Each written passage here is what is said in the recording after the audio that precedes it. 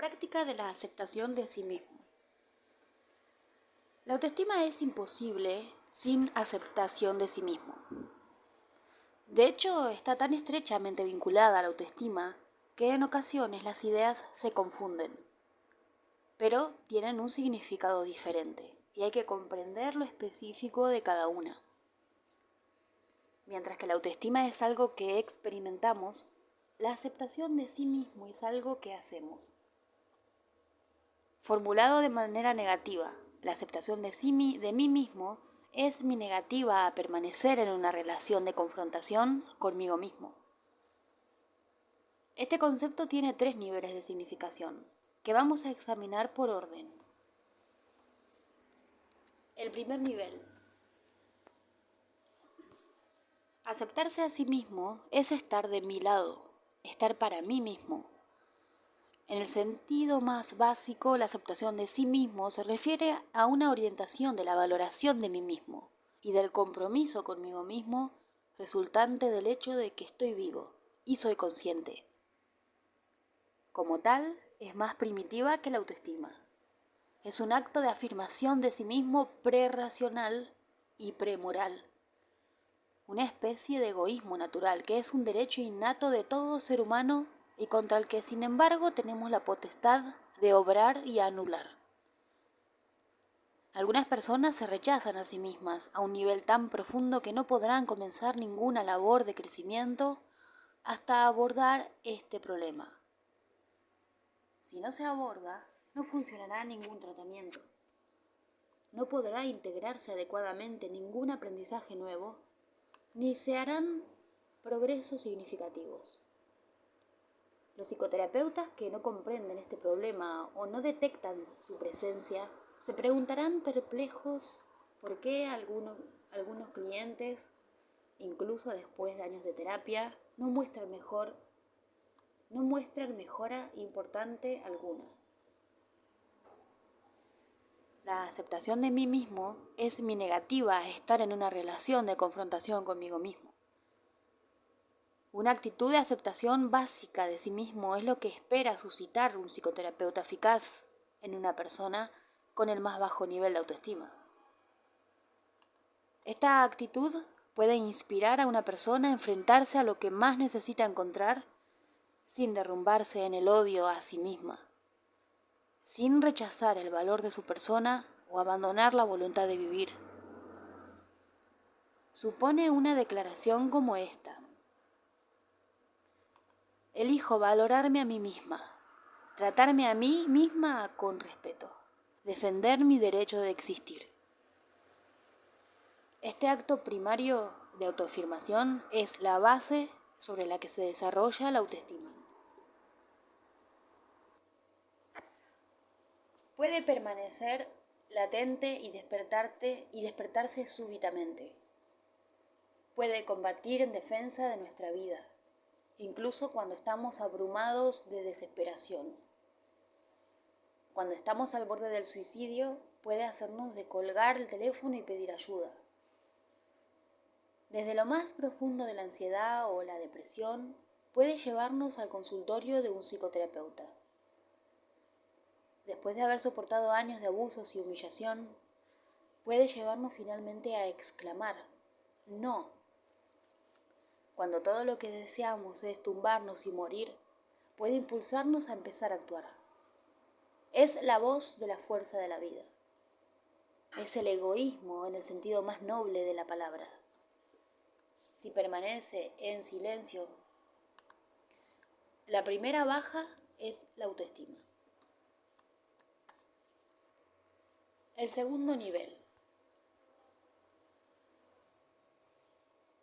La aceptación de sí mismo supone nuestra disposición a experimentar, es decir, a hacer realidad para nosotros mismos sin negociación o evasión.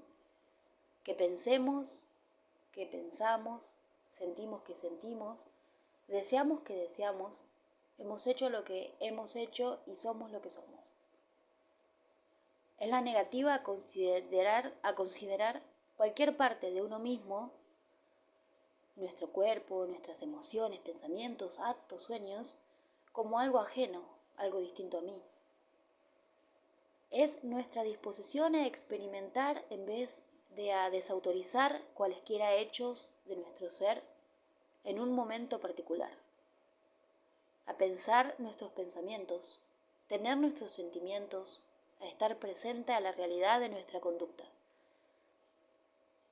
La disposición a experimentar y a aceptar nuestros sentimientos no implica que las emociones tengan que decir la última palabra sobre lo que hacemos.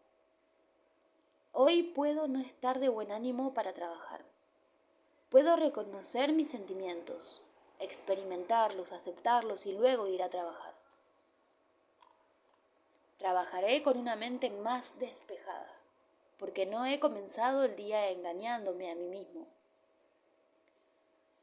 A menudo, cuando experimentamos y aceptamos plenamente los sentimientos negativos, somos capaces de prescindir de ellos. Los hemos permitido expresarse y abandonar el centro de la escena. La aceptación de sí mismo es la disposición a decir respecto de cualquier emoción o conducta lo siguiente: esto es una expresión de mí, no necesariamente una expresión que me gusta o que admiro, pero una expresión de mí, a pesar de todo, al menos en el momento en que tuvo lugar. Es la virtud del realismo, es decir, del respeto a la realidad, aplicada a uno mismo. Si pienso en ideas que me causan trastorno, estoy pensando en ellas. Acepto la plena realidad de mi experiencia. Si siento dolor, cólera o miedo o un deseo inadecuado, lo estoy sintiendo. Lo que es verdad es verdad. No lo racionalizo, niego o intento descartarlo mediante explicaciones. Estoy sintiendo lo que estoy sintiendo y acepto la realidad de mi experiencia. Si he emprendido acciones de las que luego me avergüenzo, el hecho es que las he emprendido. La realidad es la realidad. Y no debo retorcer mi cerebro para hacer desaparecer los hechos. Estoy dispuesta a permanecer tranquila en presencia de lo que sé es verdadero. Lo que es. Aceptar es más que reconocer o admitir, simplemente. Es experimentar, estar en presencia de, contemplar la realidad de algo, integrar en mi conciencia.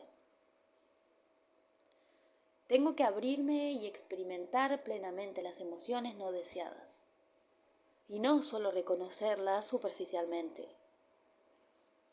Por ejemplo, supongamos que mi esposa me pregunta lo siguiente: ¿cómo te encuentras? Y yo respondo de manera tensa, pero distraída, lo siguiente: hecho polvo. A continuación ella dice comprensivamente: veo que realmente hoy te sientes deprimido. Entonces yo suspiro.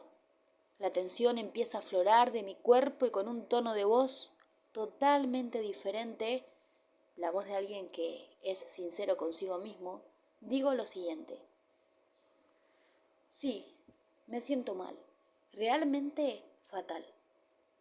Y empiezo a hablar sobre lo que me molesta.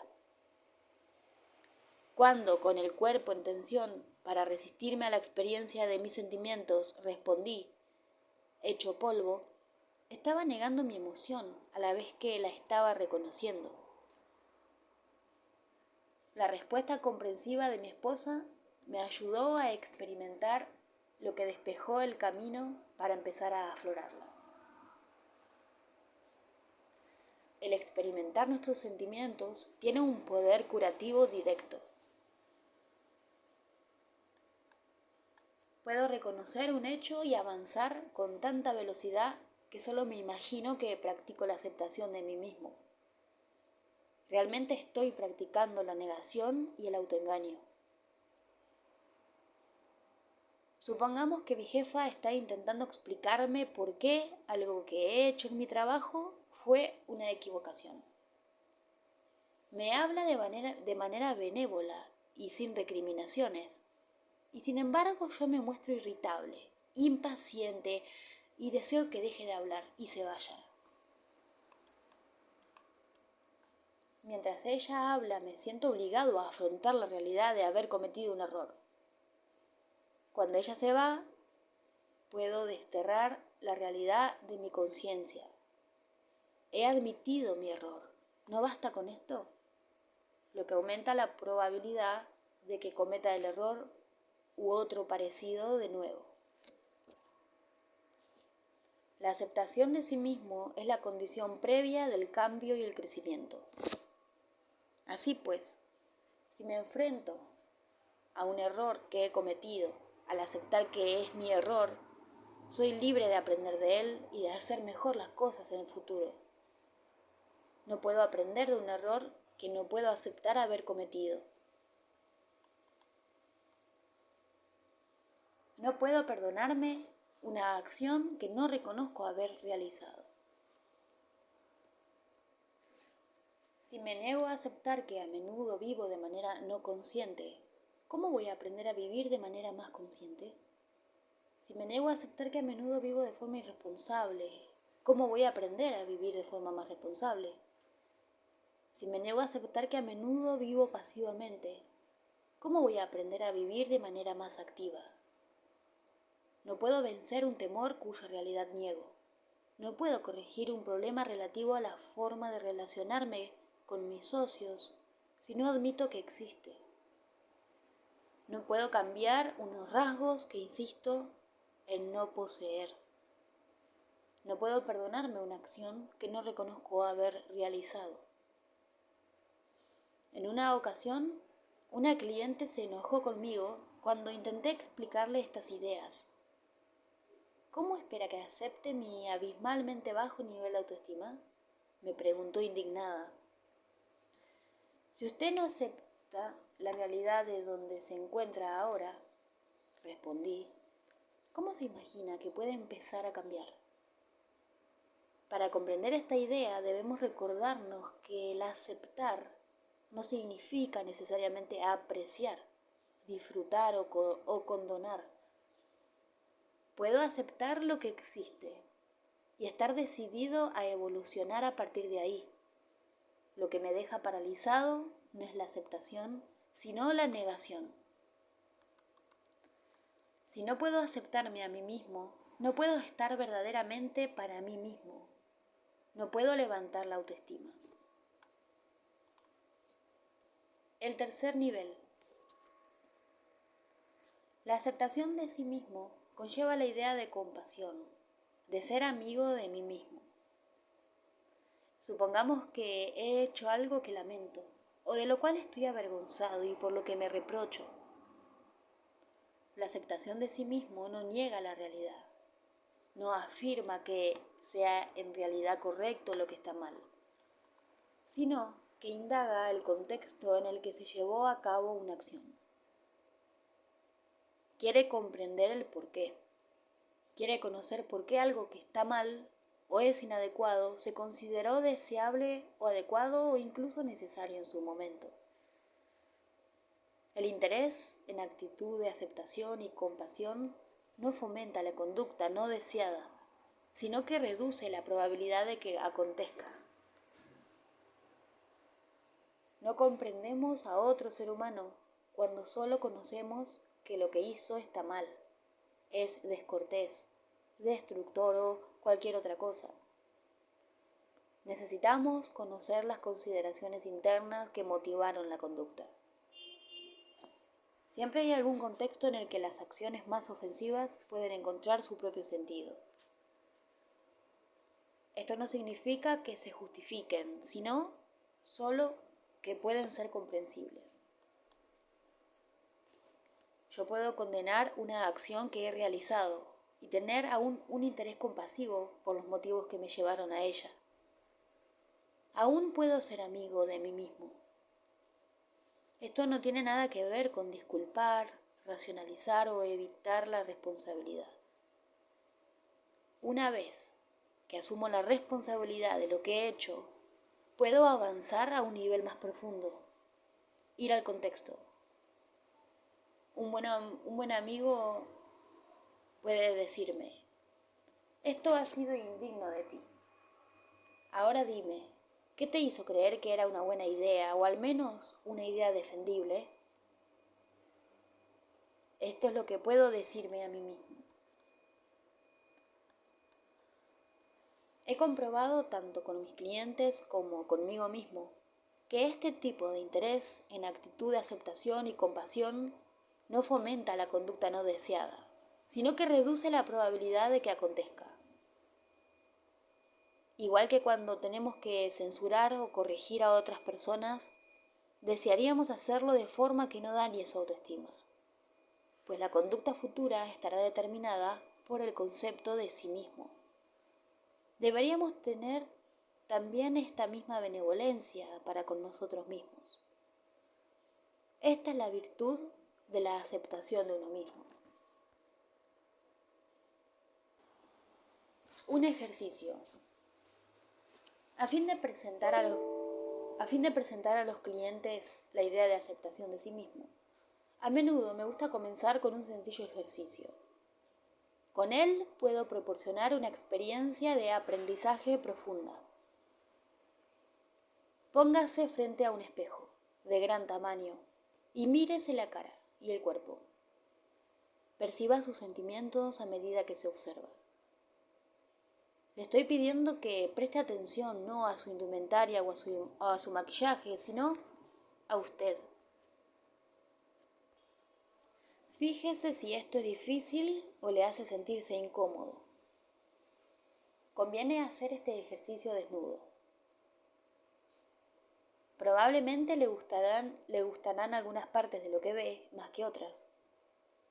Si es usted como la mayoría de las personas, le resultará difícil mirar durante mucho rato algunas partes porque le ponen nervioso o desagradan. En sus ojos puede haber un dolor que no desea afrontar. Quizás es usted demasiado grueso o demasiado delgado. Quizás su cuerpo tiene algún aspecto que le desagrada tanto que apenas puede soportar mirarlo detenidamente.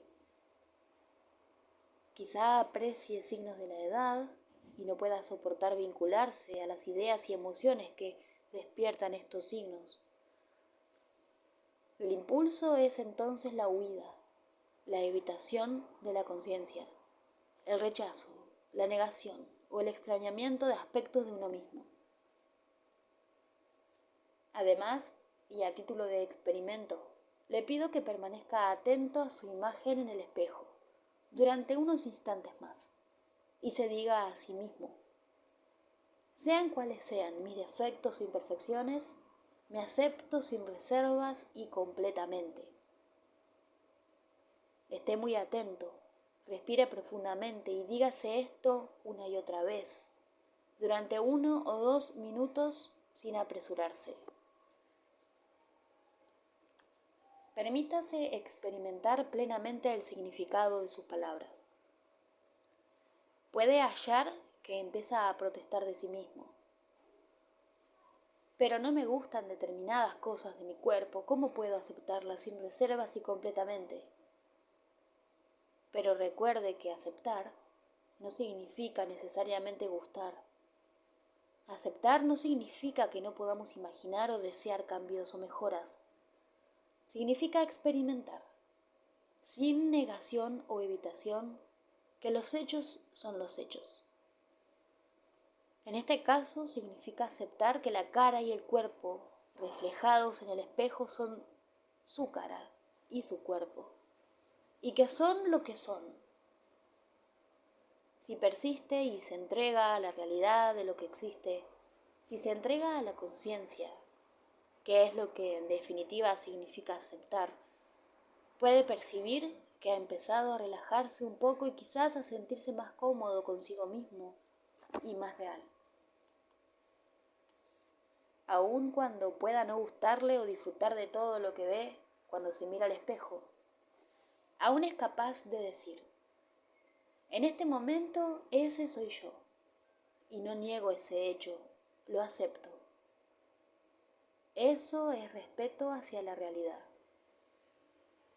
Cuando los clientes dedican los 2 minutos a este ejercicio cada mañana y otros 2 cada noche durante 2 semanas, pronto empiezan a experimentar la relación entre la aceptación de sí mismos y la autoestima. Una mente que respeta lo que se ve, una mente que respeta lo que ve, se respeta a sí misma. Y más aún, ¿cómo puede no sufrir la autoestima si estamos en una relación de rechazo hacia nuestro físico, hacia nuestro ser físico? ¿Es realista imaginar que podemos querernos a nosotros mismos a la vez que rechazamos lo que vemos en el espejo? Quienes practican este ejercicio hacen otro descubrimiento importante. No solo establecen una relación más armoniosa consigo mismos, no solo empiezan a aumentar su eficacia personal y su respeto hacia sí mismos, sino que si tienen aspectos que no les gustan y que pueden cambiar, están motivados para realizar los cambios una vez que han aceptado los hechos tal y como son por el momento. No estamos motivados a cambiar aquellas cosas cuya realidad negamos.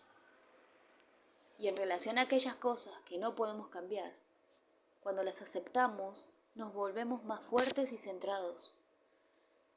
Cuando las maldecimos y protestamos de ellas, nos despotenciamos a nosotros mismos. Escuchar los sentimientos. Tanto el aceptar como el rechazar se llevan a cabo mediante una combinación de procesos mentales y procesos físicos. El acto de experimentar y aceptar nuestras emociones se lleva a cabo mediante A. Prestar atención al sentimiento o emoción. B. Respirar suave y profundamente, permitiendo un relajamiento muscular, permitiendo experimentar el sentimiento. Y C. Constatando la realidad de que este es mi sentimiento, lo que denominamos poseerlo. En cambio, negamos y desechamos nuestras emociones cuando A. Evitamos la conciencia de su realidad. B. Limitamos la respiración y estiramos los músculos para recortar o entumecer el sentimiento. Y C.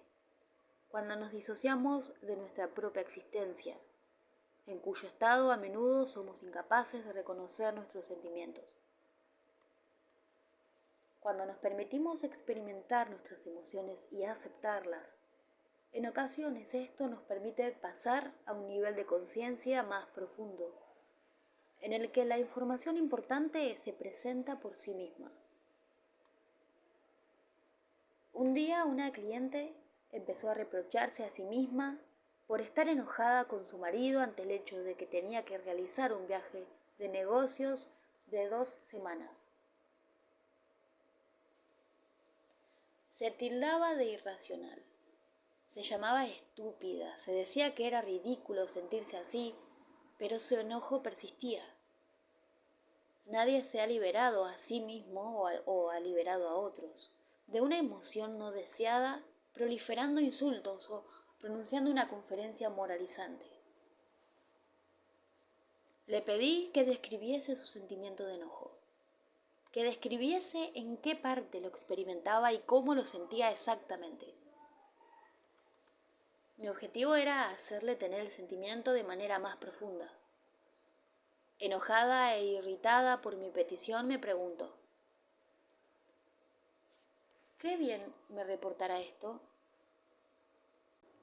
¿Qué bien me reportará esto? No quiero sentir el enojo, sino liberarme de él.